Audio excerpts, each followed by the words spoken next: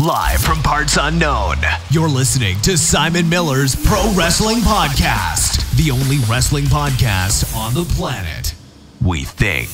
Sit back, relax, prepare for positivity to run through your veins as Simon Miller gives you your weekly dose of powerful pro wrestling audio.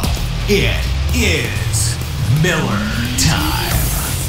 Hello and welcome to Simon Miller's Pro Wrestling Podcast. My name is Simon Miller and this is a pro wrestling podcast. And just in case you are new to the podcast, it's the second episode of the week. So make sure you go back in time, check the one that happened on Wednesday. We did that live on YouTube, which you can check out at youtube.com/The Miller Report Rules, or you can listen to it via audio on most podcasting apps. One day it'll be on Spotify. Spotify keep telling me, oh yeah, we'll put it up, and they never do. However, there are some chats going on in the background, so fingers crossed that gets fixed. Also, all of my content, such as this podcast, is supported by podcast.com, not true, patreon.com/Simon Miller 316. There'll be a link no matter where you are watching or listening to this. Even if you can throw $1 in, it helps me no end, because this is how I make a living. This is how I put food in my mouth. And basically any money I get after my usual expenses goes back into content such as this. And thank you to everyone that supports me so far, including my guest today, because indeed, if you do join one of the specific Patreon tiers, you can come on the podcast. And today, all the way from mother effing Australia, is my man Sam. Sam, how you doing today? I'm doing well. How are you? Yeah, I'm good. I said to you before we began, I love it. At the moment, it is 10 a.m. here, Friday in the United Kingdom. All the way in Australia, it's like 9 p.m. That doesn't make any sense. That's nonsense. Absolute nonsense. But it's a pleasure. It's a pleasure to have you on. Thank you. You're very welcome. Right. So we need to learn the basics first. You got to build the foundations before you can start decorating the house. So that is where we are going to begin. The best thing about this, they're all great, but still, I think the guy was from Australia as well. You have to forgive me. I do a lot of these, so I forget. But I remember we talked about one person's sort of affiliation with WWE once, and he just straight up said, "Nah, it's crap." I was like, it really made me chuckle. But you tell me, dude, how did you get into wrestling? What do you think of the current day product? I mean, we are in December now, which it is really a low period for WWE. It's been that same way for about. Well, ever since the Attitude Era died, really. But yeah, give me the 411, man. Where do you fall down on all of this? Well, I think my first show, guys, I was trying to think of it. At least one of the first shows I ever watched was WrestleMania 17. Oh, well, what place to start, man. Yeah, I know. Obviously, one of the best WrestleManias of all time. And from that moment, I was just completely hooked on it for at least up until like 2005. Like, all I did was watch wrestling. I just loved it. Couldn't get enough of it. So, yeah, it's kind of from there. I sort of stopped watching for a while. Of course you did, because you are a wrestling fan, and that's for some reason just what we do for reasons that will never be understood. Why did you stop watching? I mean, we can go into it if you want, but it's kind of obvious why you started watching. I think most people that had an affinity for wrestling would be able to get into it if the first one you ever saw was WrestleMania 17. You're still one of, if not my favourite pay-per-view ever. Definitely my favourite WrestleMania ever. But obviously, so that WrestleMania 17 was what, 2001? So you run for 4 years. What happens in 2005 that shuts everything down? I actually don't know. I don't think it was anything in particular. I just sort of, it was taking up a lot of my time watching all the different shows and the pay-per-views. So I just kind of didn't have enough time for it. So I just stopped. That's interesting, though. There wasn't really anything in particular, no. So why'd you come back? There you go. That's the other question. We're doing all this. Well, yeah, I was out for a long time. I only recently, I think it was Survivor Series a couple of years ago when Brock Lesnar got squashed by Goldberg. Oh, right. So we're talking end of so basically 2 years ago. Yeah, yeah. And did you come back because of Goldberg?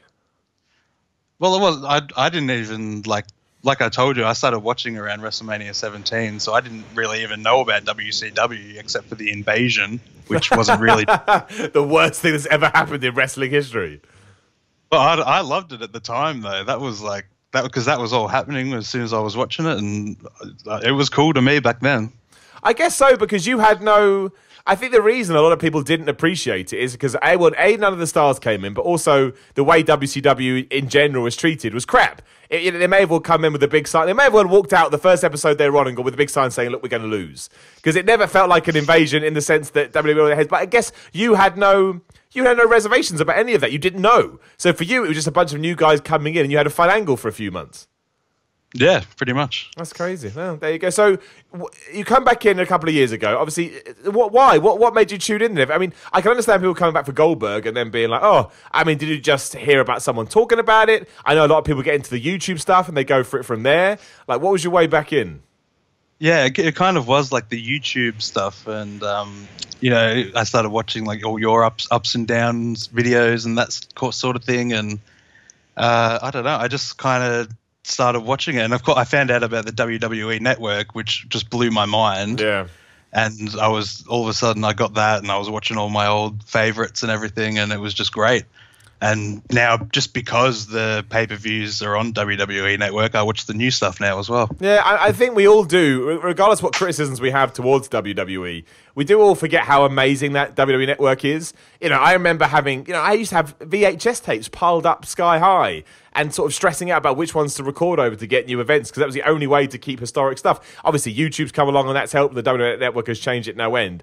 But really, I mean, I would never get rid of the WWE Network now. I just wouldn't. Even if WWE became the crappiest thing ever, and some people would argue that it already is, but you take my point. I still think, just for the old stuff, just for the archive, just being able to jump back and watch pretty much, not everything, but a vast selection of wrestling from the past is pretty good.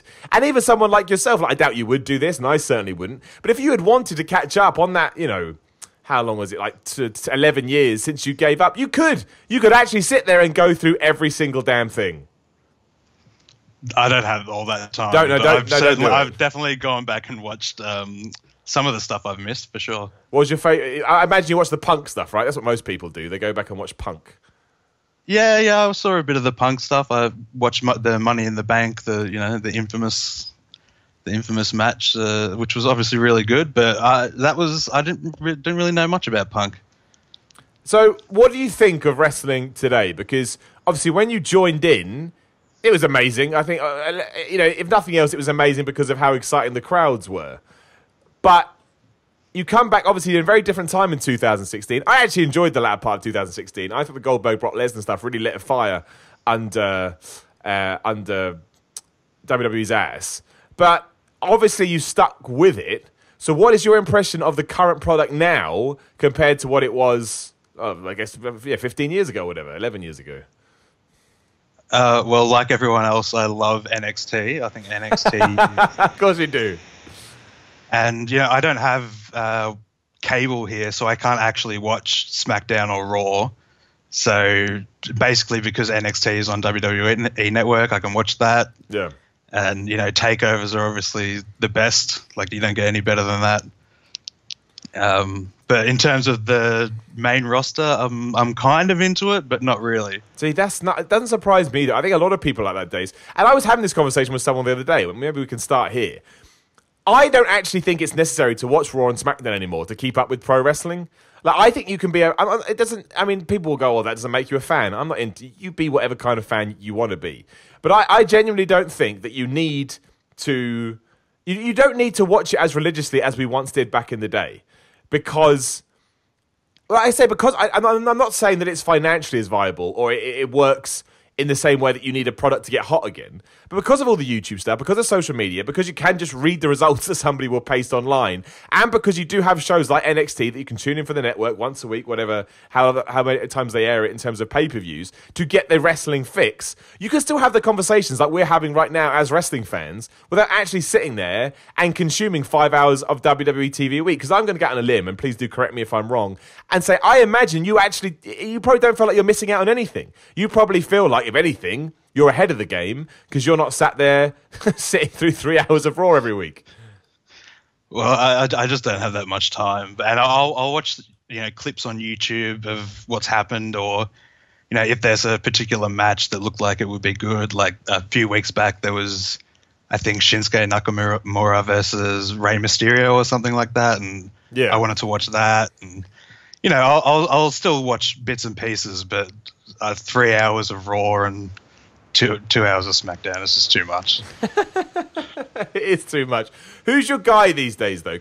And this is a conversation that's come up a lot, especially this week after Raw pissed everybody off. A lot of people are saying there just isn't any stars anymore. There's no one that makes you want to tune in, which I get. Like, back in 2001, you tuned in for The Rock, or you tuned in for Stone Cold Steve Austin, or a lot of people tuned in for Kurt Angle. I know loads of wrestling fans of mine that, to kind of discover Kurt Angle, and he was just so good and so smooth at what he did. They wanted to see him in matches against Eddie Guerrero, Shawn Michaels, whoever else.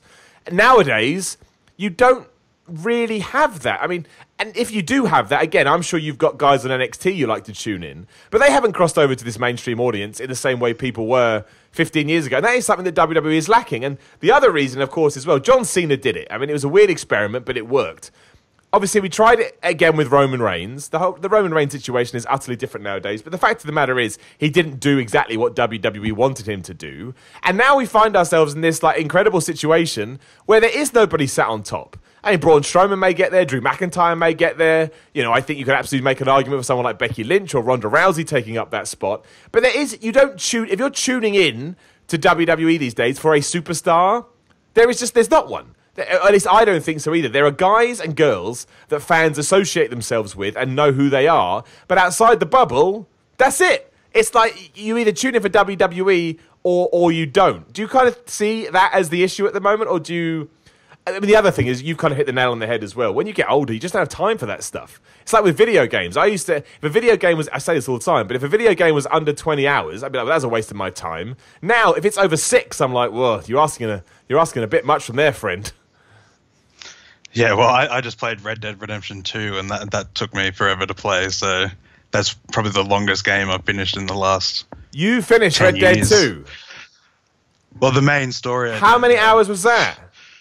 Oh, I don't even know. I lost count. I was staying up way too late, though. Well, fair play, man. I mean, it got you. I mean, without wanting to derail the podcast too much, I just couldn't get into it. Yeah. It was too unfocused. I know that's the point, and it's meant to be, and I do believe it's a masterpiece. Don't get me wrong, but I just felt it was too meandering, too much walking around as a cowboy for me. I couldn't do it.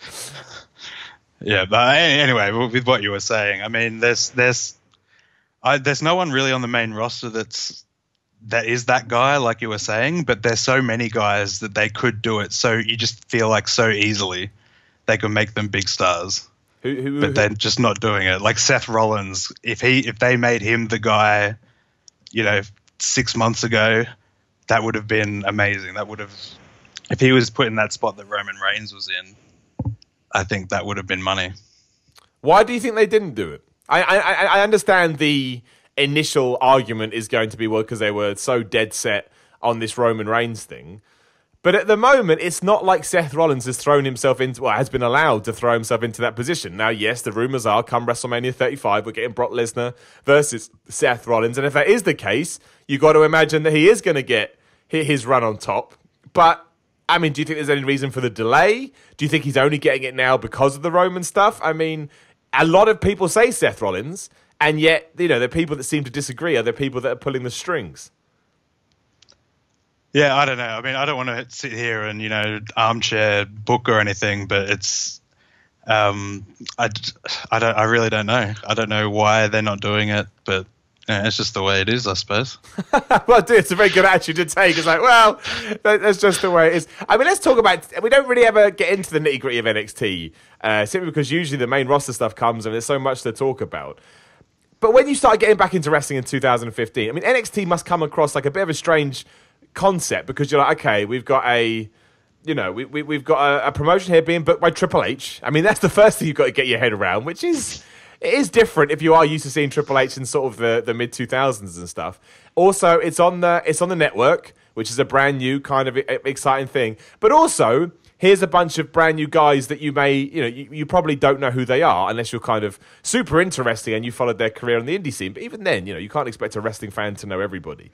So how do you start watching it? What is it about it that keeps you tuned in? And if WWE are going to start making plans to make it a proper third brand as opposed to a developmental brand, are you behind that, or do you think it's going to water it down? Because it has happened before.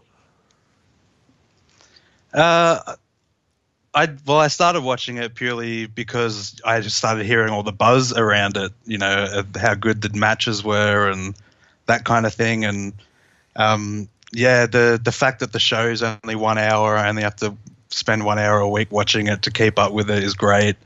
They just have better characters, I feel like.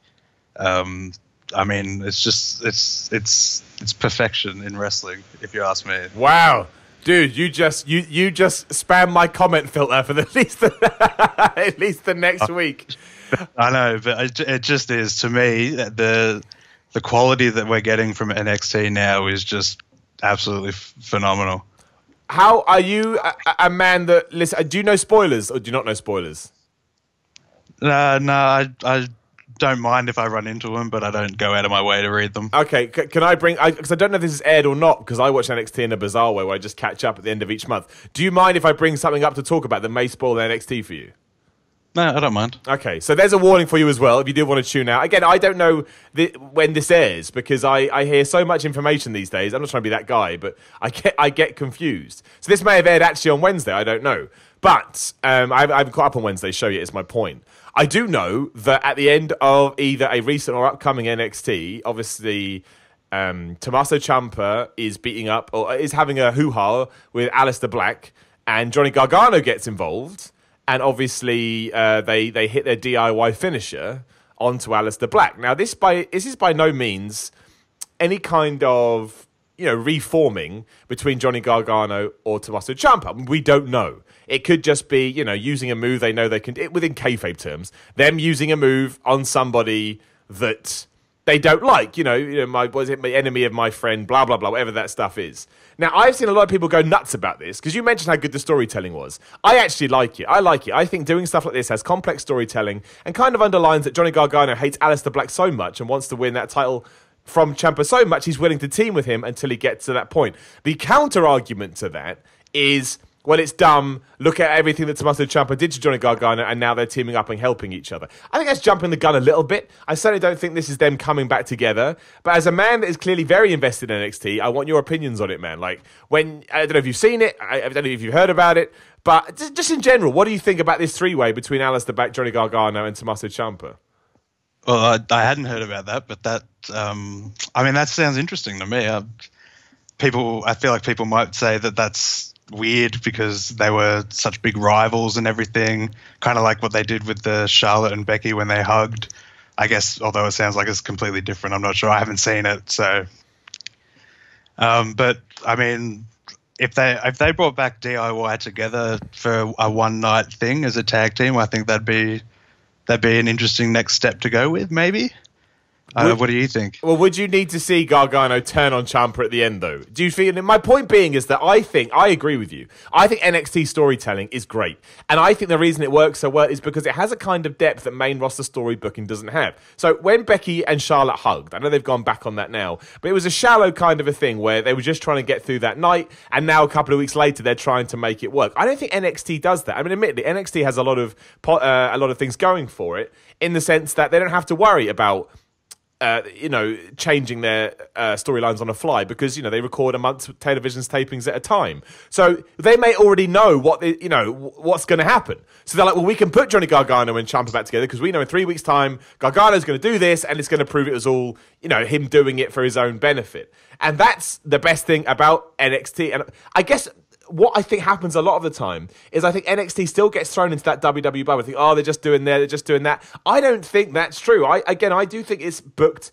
completely separately from what's happening. Well, of course it is, but you know what I mean, from Raw and SmackDown. And that's why it makes sense in the long term. I don't know, I guess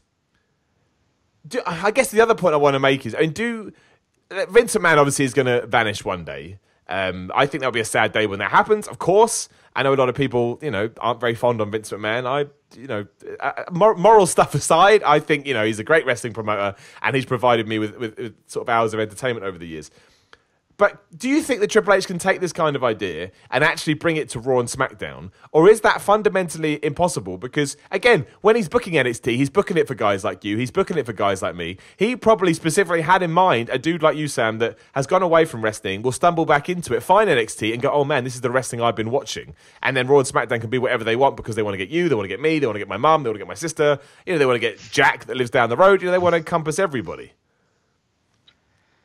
It'll be interesting whenever that day comes that Triple H is in charge there. But I think you were talking about it on one of your recent podcasts where, they're all for different audiences. I think that's something you got to keep in mind. Like, the people that they're trying to get in with NXT aren't the same people that they're trying to get to watch Raw and SmackDown, I guess. So it's hard to know if they're going to make any drastic changes when that happens. But I definitely think it would be for the better if they took some aspects of NXT and put them into the main roster.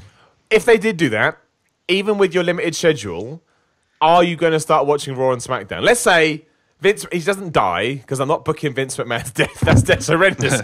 But let's say Vince McMahon evaporates tomorrow. He's still alive, but he evaporates, so he's not here anymore. And you know that Triple H is going to start booking Raw. Just say Raw, not even SmackDown, just Raw. And it's still 3 hours. You can't change that. Do you start watching Raw tomorrow thinking, oh man, maybe it's going to get like NXT? Or is it the fact that where the hell are you going to find 3 hours from? Yeah, honestly, I think I'd still probably do the same thing I do now. I'd just watch the YouTube highlights and still keep up with it, probably watch stuff that people say is good, but I just don't have that much time. And that's the problem, right? And that's the real issue. And that's why when people talk about ratings, sometimes I get it. You don't want anything to be down. We're running a business here. That would be ridiculous. And I'm not, again, financially, that's a completely different argument. But when you look at kind of the way, how much numbers they do on YouTube, I think they're the third or second biggest YouTube channel there is. I'm just specifically talking from the way people consume media these days. I think that is the issue, right? That's the problem. Is how, if I wasn't, I'm very lucky, and I always say this, I'm very blessed to do what I do.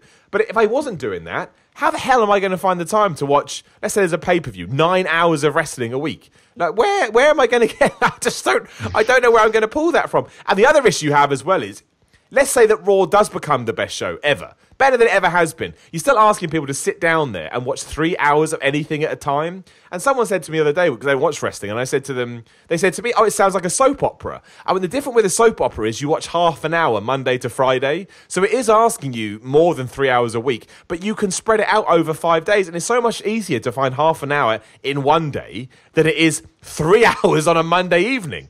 And until they change that, I don't really see how you're going to get a large... Well, the point is that if I say to you right now, oh, you can watch 3 hours, or you can go on YouTube and watch 10, 33-minute clips, you're going to go, well, I do that one. Obviously, I would say go to What Culture Wrestling and watch Ups and Downs. That's clearly what I would say. But I think that's the issue here, which goes to show everyone keeps...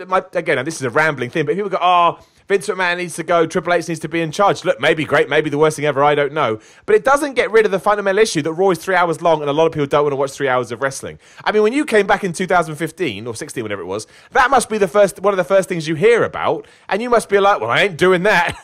I ain't watching 3 hours. No, I was definitely just going back and watching all my old favorites at that point. I wasn't really keeping super in touch with the main roster stuff at that point anyway. Yeah. What about stuff away from WWE? Because NXT is obviously pitched as an indie product. Hate that term, but it's true. Two things, actually. One, how much Ring of Honor New Japan do you watch? Two, I want to know more about the Australian indie scene. I know Will Ospreay loves it, or he loves the New Zealand scene, that area.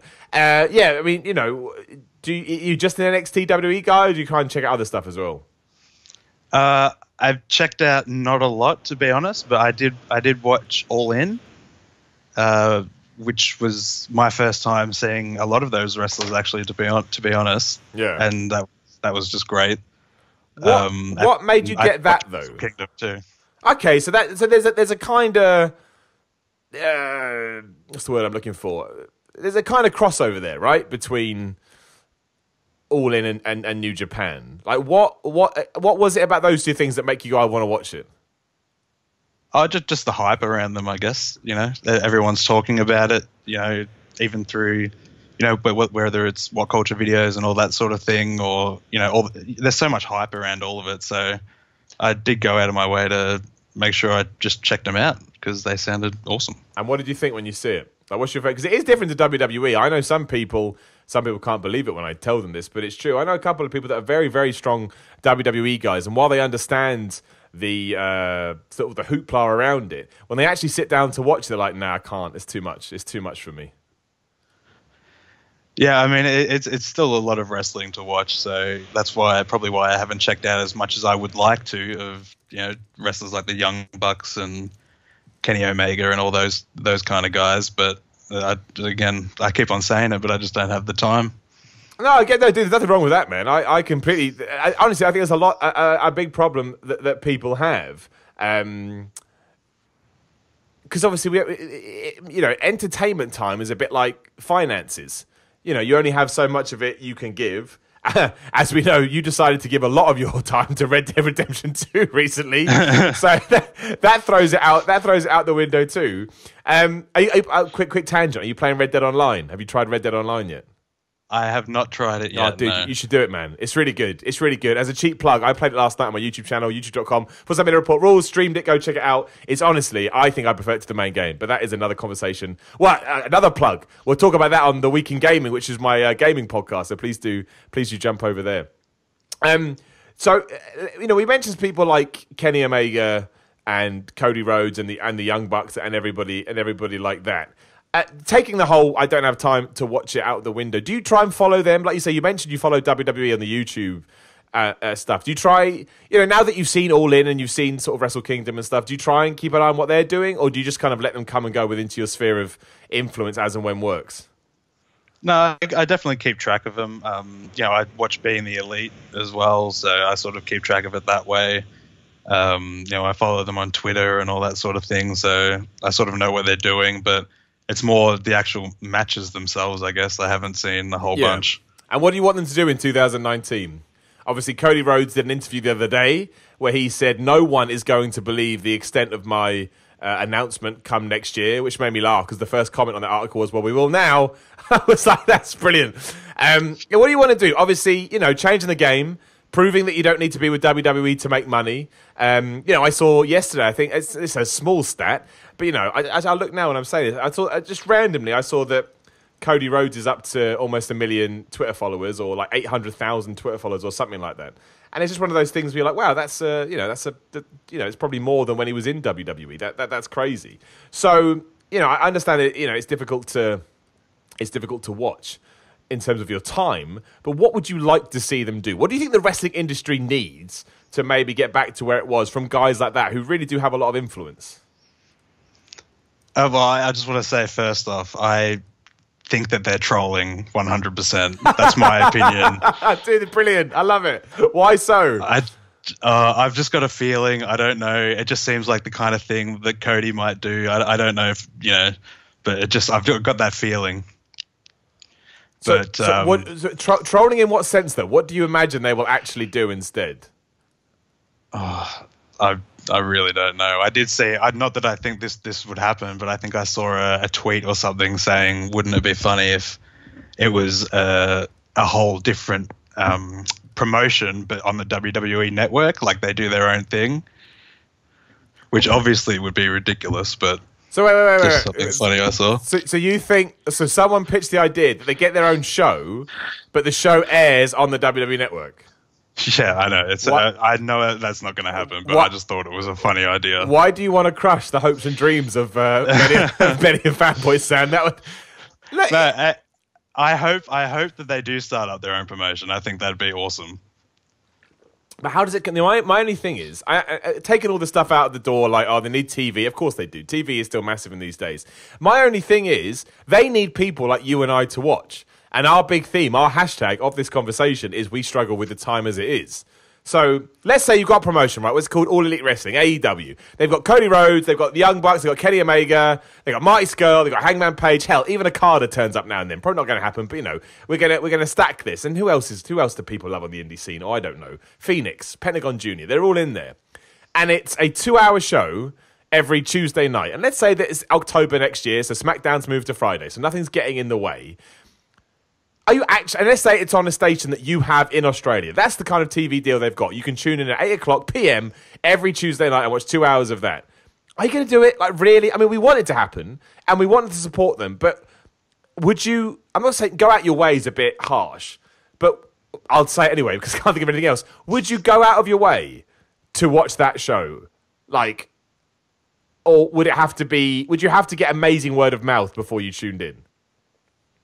I'd probably wait and see what the general, consensus is before I started watching it. But I'd definitely be interested in it if it's anything even close to something like something like NXT. Then I'd be 100% willing to put some time into it. All right, let's say it's as good as NXT, but it airs I know on the network you can choose when you watch it because it's on demand. But let's just say, for the sake of everything, it competes with NXT, right? It's the new Monday Night Wars on a Wednesday.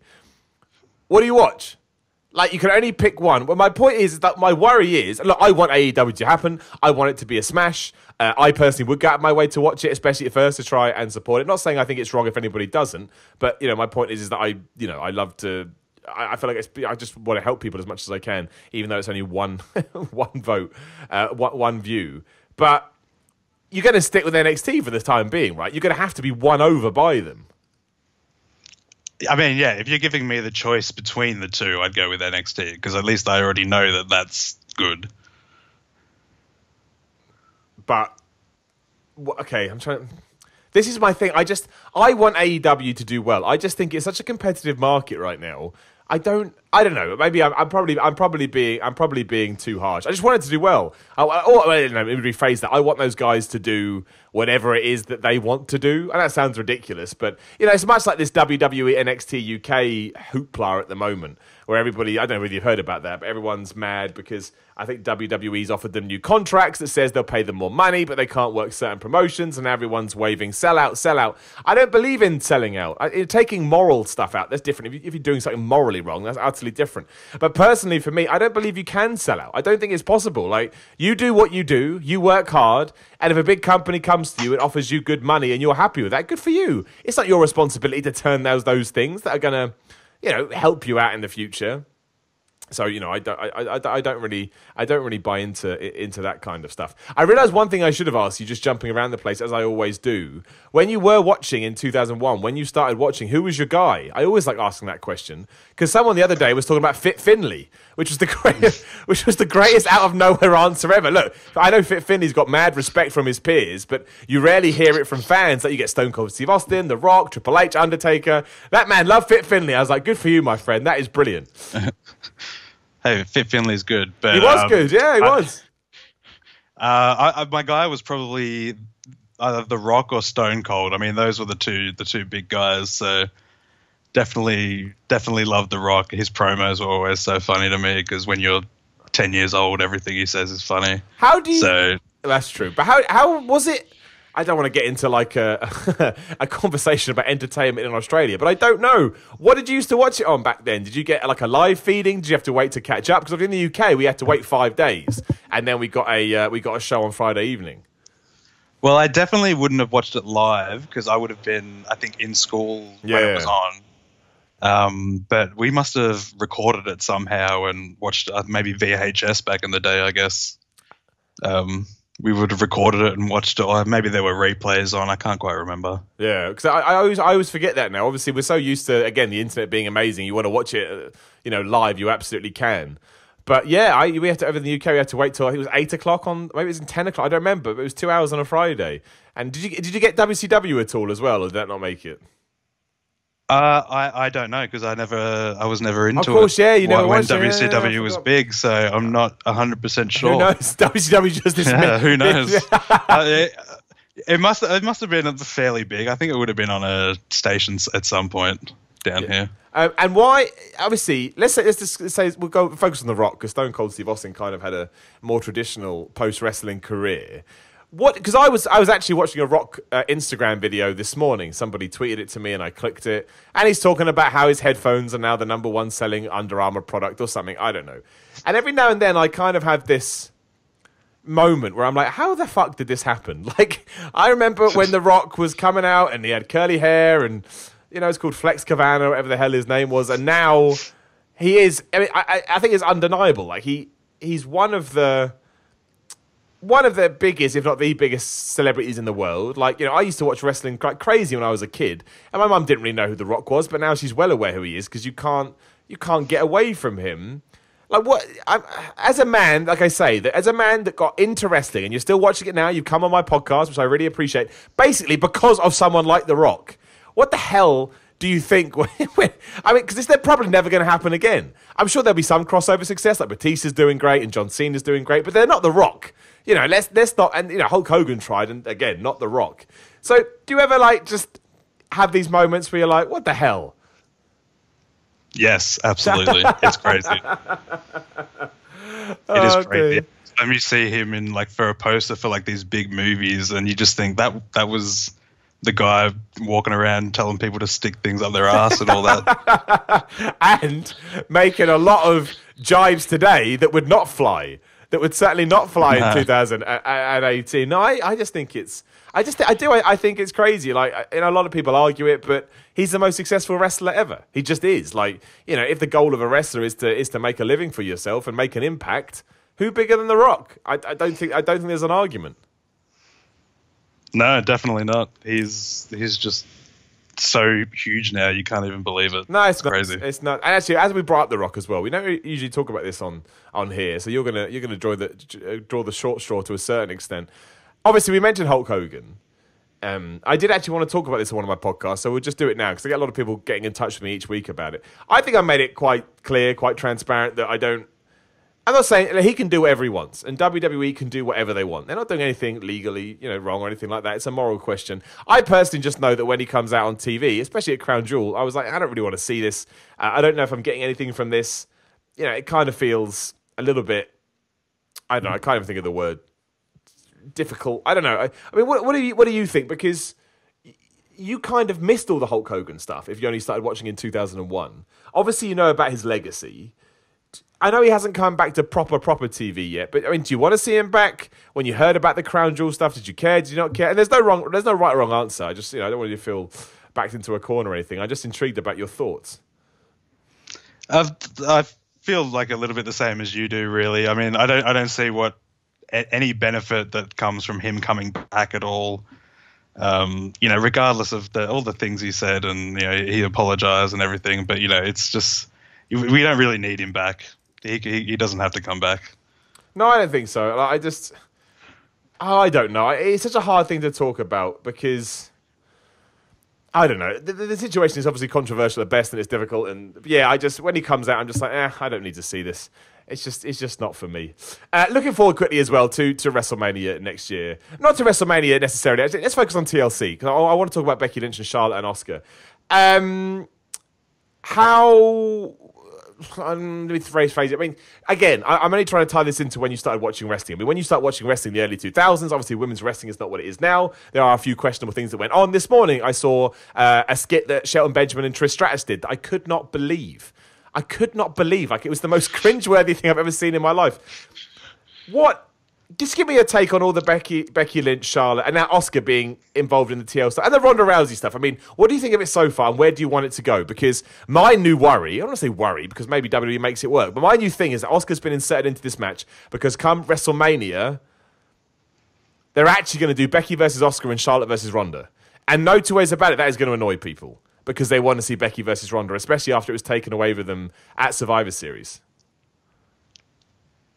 Yeah, definitely. It's Becky and Charlotte have had that great last women's standing match, which was awesome. I'm a really big fan of the whole Becky turn, like everyone else is. The whole Charlotte thing at Survivor Series I thought was interesting. So it's sort of added all these different elements to the feud and stuff. And obviously Asuka coming in there I think is great because Asuka has been needing something to do for so long. Are you going to be annoyed, though, if it is just a way to get Becky away from a match with Ronda at WrestleMania? I definitely think that'd be a shame because I really feel like they need to do that match now because it's not going to have the same feeling if they do it, if they wait and do it for the following WrestleMania or another big show like SummerSlam or something like that. I really feel like they need to do that match now. Okay, let's say they are. Why? Basically, in your opinion, why has Asuka been added to that match then? Because I mean, I got a lot of what do you call it? A lot of blowback because I said on Ups and Downs this week that I think Asuka's been added to that match to be pinned. And everyone went, oh, you can't be pinned in a TLC match. Not accurate at all. There has been plenty of TLC matches where they haven't actually gone for the ladder concept and they've gone for pins. Like that happened in last year's TLC. But you'd have to imagine if the title's on the line, they will hang it. They will hang it from the ceiling. And that means, you can look at it both ways. To me, Asuka's only in that match to ensure that whoever wins has a get out. And surely if Asuka's being involved in that way, otherwise I don't see what her point... My point is I don't understand why Asuka's been added unless it is to try and maybe, create some kind of splitting up of Charlotte and Becky so one of them can fight Ronda. Look, they may be going Charlotte versus Asuka, which a lot of people would appreciate. But then you have the question, okay, well, Charlotte beat the hell out of Ronda Rousey and we're not going to get the fallout from that. I'm just confused. It just confuses me. I don't really know what direction they're going in. And what do you think of Ronda Rousey as well? Because I'm surprised. I thought she was awesome, and I thought we were all behind on this. But now, as it turns out, a lot of people actually don't like her, which I don't really get why. I mean, she's passionate. She's doing a good job. I don't get what people have. I don't get what people want anymore. That's what I don't get. Yeah, I mean, I think Ronda's been doing really great. She's had some really good matches. So, her promos haven't been fantastic, but they've been good enough. So I really think she's been doing a great job. Yeah, I do. I don't think you can really criticize. I mean, if you're going to go the promo route, I mean that's the problem with kind of most of wrestling, isn't it? Scripted promos aren't the dream. Yeah, I'm not saying it's her fault. Oh yeah, I know. Yeah, that's what the writers are giving her. No, I agree. What about Nia Jax? I want to talk about all the women now. A lot of people hate Nia Jax. I actually like what they're doing with her. I get why people might feel a little bit against it because I know people have said that she's sort of being rewarded for injuring somebody, but that's what they've done in the past a lot of the time. They always capitalize on real injuries and stuff, and I think it's made her the kind of the monster heel, even though her promos and stuff don't really reflect that so much. But I think it's something better for her character than what she was doing. Yeah, I don't get the what do you call it? The whole we shouldn't take advantage of this. I mean, maybe we shouldn't, but that's been going on since probably longer. I mean, the one I always remember was Stone Cold had his neck broken by Owen Hart, and that was that. Owen Hart came out wearing a "I just broke your neck" t-shirt. So you're right, it's certainly nothing new in terms of pro wrestling, and I kind of changed my tune on it a little bit. It depends. I mean, it depends what happens long term. But at the moment, Nia Jax's music hits and everybody boos. So that's the point, right? That's what you want. And however we get there, we got there in the end. So I don't have a problem with it. Going back to more sort of focusing on your stuff, because I'm always intrigued about this. And when I spring questions on this, people, I understand you have to have a moment to think about it, which is perfectly fine. What's your favourite match that you've ever seen and why? Because I usually find that then leads to interesting places, as weird as that sounds.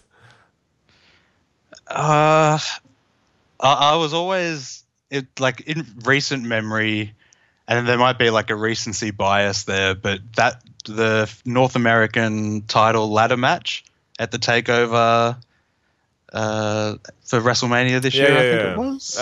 Summer, whenever it was. I know it. This year, I know what you mean. I know which one you mean. Yeah, I thought it was a great match. I really loved that. Everyone that was in there, I thought, did a fantastic job. That was just a crazy, crazy match. But I'm trying to go back and think. Well, I like the fact you did that because so many people feel like you have to throw older ones in there. I don't think that's true at all. I think whatever comes to mind is what comes to mind. And look, that was an awesome thing. I think it was very indicative of the sort of wrestling scene that we have nowadays, which kind of sums it up. If the first event you saw was WrestleMania 17 as well, I should have asked you this at the start, but it just popped into my head. Obviously, you see Stone Cold Steve Austin. The first thing you see Stone Cold Steve Austin do is go heel.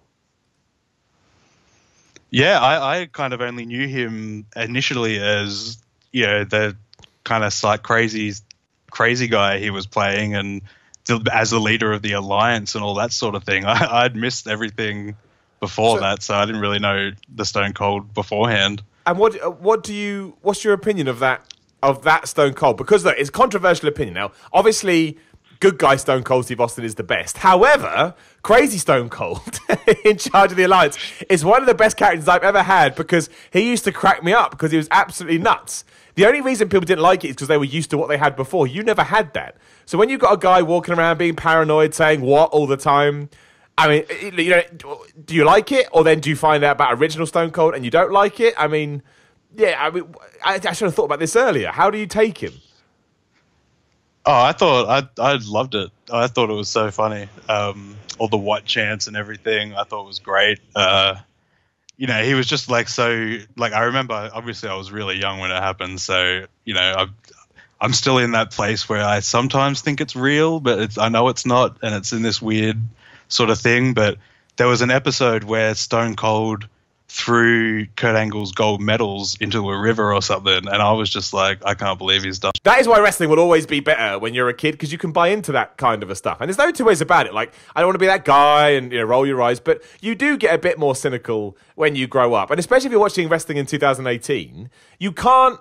And screw it, let's finish the podcast talking about this. Kayfabe is dead, right? And I don't mind that kayfabe is dead because I think giving up kayfabe and the internet and everything we get along with that, such as ups and downs and videos, I'm happy with that trade-off. But obviously when you're a kid, even though I think deep down you know it's a pile of gibberish, you don't care because you're a kid, right? So it's like, well, I'll believe anything that you put in front of me. Same with films, you know, Superman, comic book heroes, you kind of believe these things are real. And you just said, like, you hated Stone Cold Steve Austin, probably because, you know, if we draw back the curtain, he threw some plastic bits of fake gold into the sea. Like, that's it, right? Like, you know, I used to hate Shawn Michaels for that reason, because he beat Bret Hart and took away a fake belt. And I'm like, how dare you do this, Shawn Michaels? It's why the screw job makes it a bit more interesting, because there was some real stuff there, but screw it, we don't need to talk about that. How do you feel about the kind of the world of wrestling today? Obviously, no one, even kids. I mean, I think some kids do believe it's real when they're sort of super, super young, but that kind of dies off quite quickly. Do you? I'm not trying to compete with your memories of a child here, because a child would always win. But stuff like the Wrestling Observer and things like that, I know that's always been around, but obviously it's much more palatable now, and What Culture and all these sites like that. Because for me, I think I still like wrestling because of all that stuff. However, I know a lot of people that don't like wrestling because the believability has been, you know, completely, you know, killed off because we all do know too much.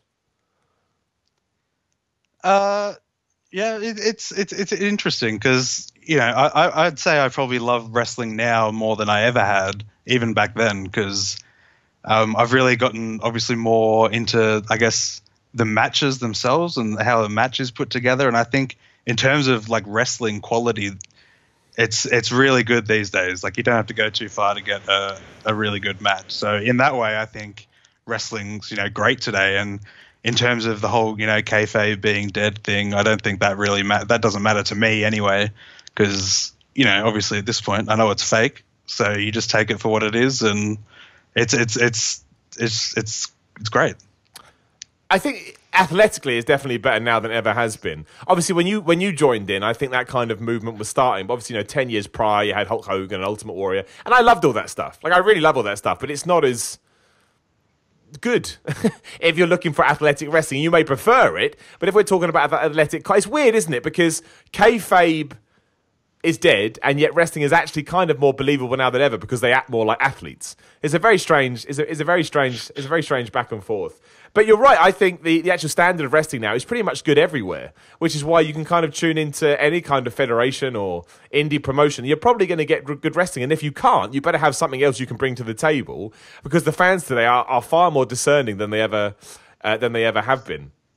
So can you see yourself, are you in for life now?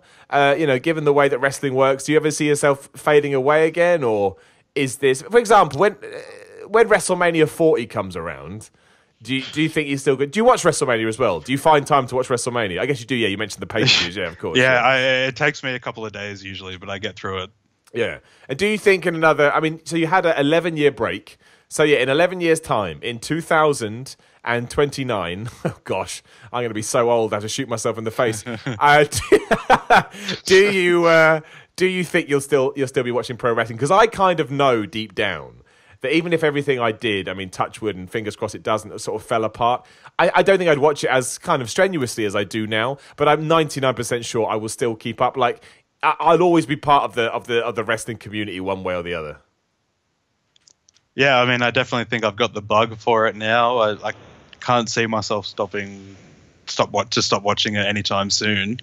Definitely. I mean, it's not like a huge part of my life, but it's a pretty big part of my life now, and I just feel like it's something that kind of reminds me of being a kid and everything as well. So I've got that going for it, and yeah. Do you have a circle of friends that you talk about it with as well? What was that? Do you have a circle of friends that you talk about it with it as well, like a bunch of people that just watch it, or do you kind of? I have a couple of other friends that sort of watch the main shows and stuff, and I was going to go to the Super Showdown with them when that was happening down here, but I ended up having to work and all that sort of thing, but it's all good. Oh, of course, I should have asked you about that. Yeah, so weren't the tickets ridiculous though? Like price-wise? Yeah, and even the cheap tickets, like anyone who lives in Melbourne knows how big that stadium is and knows how far away you'll be from the ring if you buy like $100 ticket or something like that. How far away are you from that stadium? I'm about an hour and a half away. All right, so not even that far, so you could have done it. Think about that, WWE. You went all the way to Australia, but you couldn't get my man Sam to leave his house and go, you did something wrong. You did something wrong. It's true, though, right? That's the point. If they don't make you buy a ticket, they fucked up. That's just the truth. Although I think they still did. Did you watch it? Did you watch it on the network? Because it's Australia. I did watch it. I had to. Just yeah. I was in Australia. What do you think of it? Liked it, not like it? Kind of felt like anything? I wasn't a huge fan of it. Why not? A lot of the matches Joe and Styles I thought was pretty good, but it was a match you'd seen a bunch of times before that, and the whole the Undertaker and Triple H thing, I just wasn't that into. Not really interested in seeing them anymore, even though they were a couple of my favorite guys. It's just like it's just not that exciting to watch them wrestle anymore, to be honest. No, I agree. And I also did think it felt like a bit of a glorified house show. I hate that term, but it did. And there's nothing wrong with a glorified house show, but it lacks the kind of impact or excitement that you would want from a big pay-per-view. At least that's how it was booked from my end. And finally, man, before I do let you go and we wrap up the second episode of the podcast this week, it's nice and simple. Who's your favourite wrestler of all time? It can be anybody you want. Anybody you want in the entire world. I'm probably just going to have to go with The Rock. That's fine. He was always my guy. He was the best, man, back in the day. Like I say, man, he's one of the biggest wrestlers ever, and a huge reason people started watching. Let's never forget that. We would forget about this stuff in terms of what a draw is today. But The Rock, and you can go read it. Like if you go read the Wrestling Observer Rewinds that are on. The Squared Circle guy does them all the time. They'll talk about The Rock's influence. The Rock got, as did Stone Cold Steve Austin, I'm not trying to take it away, but as we're talking about The Rock, he made people tune into wrestling. So really, you could argue, if The Rock never existed, we may not be having this conversation right now. You just never know. You never know where we would be. Yeah, definitely. Who knows? There we go. Right, that's it. We're coming up to an hour. As I always say, we draw a line under an hour because I've seen the analytics. I know when people stop listening. And it is around about an hour. But Sam, look, I want to thank you anyway for supporting me. I really appreciate it. But also, you're millions of miles away. I really do appreciate the effort and the time, man. It's really good of you. No worries. The pleasure's been mine. Absolutely, man. That sounds weird. I didn't mean like that. Pleasure's been mine. That's what I meant. Anyway, let's move on. Anyway, look. Please do head over to patreon.com/Simon316. You can come on the podcast too. All the information's up there. Or you can throw $1 in the pot. It all helps. I'm on Instagram, Twitter @Simon316 on both. Sam, I should say, is there anything else you'd like to promote or throw out there as we do wrap up? Don't have to, but I always like to offer the opportunity. No, that's okay. I'm good. No, he's good. There you go. Don't do it. YouTube.com/The Rules. Again, if you tune in Wednesday at 2 p.m. GMT, that is UK time, you can join the podcast live. And of course, we'll have another episode next week. Also got the Week in Gaming podcast you can check out. Mention my YouTube channel. You can join the Facebook group, Simon Miller's Pro Wrestling Podcast. Just search for that. Click the join button. And it's only there you can ask questions. I think that's everything. I think that's all my nonsense. There is no wrestling this weekend. Actually, let's end with this quickly, Sam. You probably go, I don't care. But look, we'll be topical. Do you give two shits about Deontay Wilder versus Tyson Fury? Do you even know who those names are? I got to be honest, I have no idea what you're talking about. No, that's good. There's a big boxing match tomorrow night, and because actually I don't like the British guy that's in it, but I like Deontay Wilder, and I'm excited about it. So I just thought I'd throw it out there. Anyway, if you want to see me talking about that, you can do my YouTube channel tomorrow as well. Just tune in. Anyway, thank you so much as always for joining me. I really appreciate it. The community continues to grow each and every week, and that makes me very excited indeed about the future. Sam, again, thank you so much for my time. It was a pleasure talking to you. No, thank you. You're very welcome. And we will talk to you again very soon.